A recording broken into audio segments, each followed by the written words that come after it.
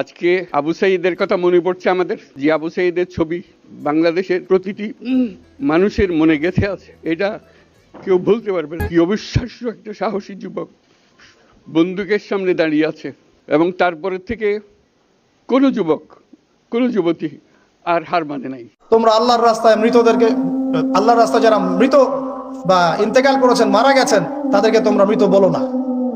আল্লাহর রাস্তায় যারা নিহত হয়েছে তাদেরকে তোমরা মৃত বলো না, বরং তারা জীবিত, তোমরা বুঝতে পারো না।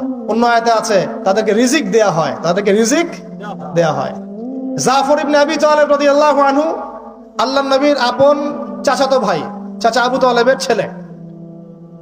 আলী ইবনে আবি তালেব, জাফর ইবনে আবি তালেব। জাফর ইবনে আবি তালেব রাদিয়াল্লাহু আনহু যুদ্ধ করতে গিয়েছেন, মোতার যুদ্ধে। কোন যুদ্ধ? আল্লাহর নবী তিনজনকে সেনাপতি বানালেন, যায়েদ ইবনে হারেসা, আব্দুল্লাহ বিন রাওয়াহা এবং জাফর ইবনে আবি তালেব।